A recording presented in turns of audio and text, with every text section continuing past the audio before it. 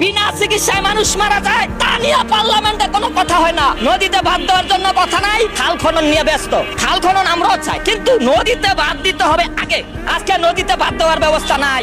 আমার নেতা বরিশালের এমপি, আমার নেতা আব্দুল জলিল সাহেবের প্রতিদ্বন্দ্বী বিএনপির নেতা পাস করছে, আমরা তার পাশে ছিলাম। এখন সেই মন্ত্রী চায় নদীতে বাঁধ দেওয়া হোক বরিশালে, কিন্তু নদীতে বাঁধ দেওয়ার প্রজেক্ট চালু হয় না কেন?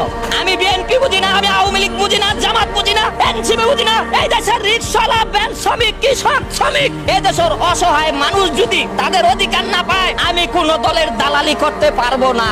আমি কোন দলের বিরুদ্ধ বলি না, পক্ষ বলি না। অসহায় মানুষ চিকিৎসার অধিকার পাবে, খাদ্যের অধিকার পাবে, বস্ত্রের অধিকার পাবে, শিক্ষার অধিকার পাবে, কর্মসংস্থানের অধিকার পাবে। এইটাই ছিল জুলাই আন্দোলনের মূল লক্ষ্য। আজকে জুলাই আন্দোলনের মূল লক্ষ্য থেকে যদি এনসিপি তোমরা সরে যাও, তোমাদের পাশে আমরা জনগণ নাই। অনেকে বলে খায়রুল মনে হয় বিএনপি কে নামানোর জন্য জুলাই আন্দোলনের বিরুদ্ধে লাগছে।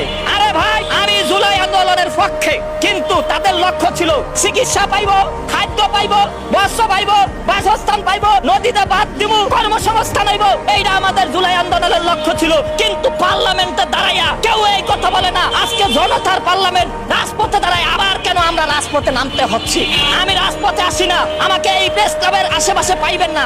আজকে সাংবাদিক ভাই উপস্থিত সামনে পাইছেন, দেখে আমারে পাইছেন। আমার বাড়ি আব্দুল্লাহপুর কেরানীগঞ্জ ছাড়া আমাকে আর মাঠে পাইবেন না। কারণ প্রতারক, ওরা প্রতারক, ওরা অসহায় মানুষের চিকিৎসার অধিকারের কথা পার্লামেন্টে তুলে ধরে না। ওরা শিক্ষার আলো পৌঁছে দেওয়ার কথা পার্লামেন্টে তুলে ধরে না। ওরা শ্রমিকের ন্যায্য অধিকারের কথা বলে না। ওরা কারা আপনারা সবাই জানেন। সবাইকে বলিয়ে আমি সর্বদলীয় বিরোধী দল খায়রুল, জনগণের লোক।